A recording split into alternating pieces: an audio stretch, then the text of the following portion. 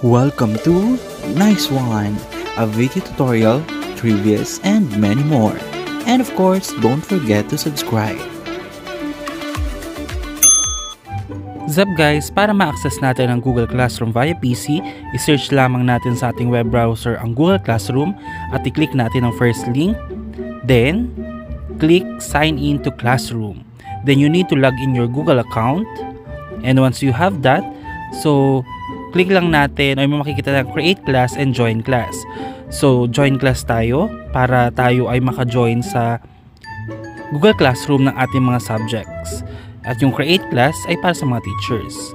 So, ang class code ay ibibigay sa inyo ng mga teachers. So, dyan natin itatype ang class code. Example yan. And click Join. Loading. And that's it. That is our Google Classroom sa isang specific subject, which is computer subject. So that is our home, calendar if may activities, enrolled, to do, and that's it. I-click natin ang Google Classroom ng computer subject. May makikita tayong stream, classwork, and people. So sa classwork, dyan natin makikita yung mga activities na ipapagawa sa ating mga teachers. At sino yung mga enrolled sa classroom na yan, dyan natin makikita. For example, may seat work tayo. So, dyan tayo magsasubmit, mark as done if you're done. Mag-a-attach tayo ng different activities, screenshot, pictures, and so on. And that's it. So, that is how to access your Google Classroom via PC.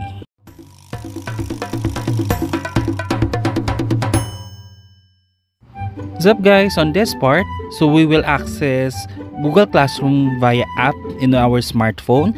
So first thing to do is to search Google Classroom sa Play Store or sa App Store and install lang natin yung Google Classroom app. So antay lang natin ma-fully download ang ating application, and once na maging okay siya, so waiting tayo, and we are going to open the Google Classroom app. So once we open that, click na natin ang Get Started and you should log in your Google account.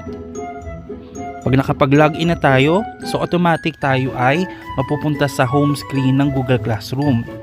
So allow lang natin yan. And again, we can see two options, Create Class and Join Class.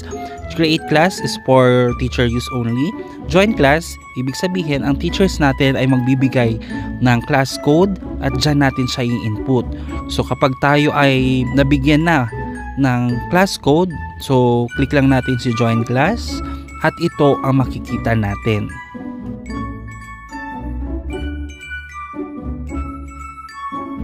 So kapag nilik natin siya, is type natin ang class code na binigay sa atin ng ating mga teachers. So dapat kung ano ang Google account na nilagay natin, yun yung gagamitin natin sa buong klase natin.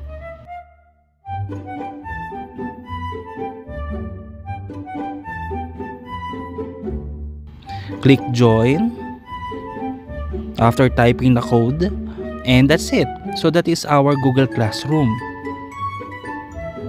sa isang specific subject. So we have one subject here. So try ulit nating mag-add ng panibagong subject. So may plus sign doon. If you click that, join class ulit. At yung ibang class code naman ng ibang subject ang ilalagay natin. So for example yan.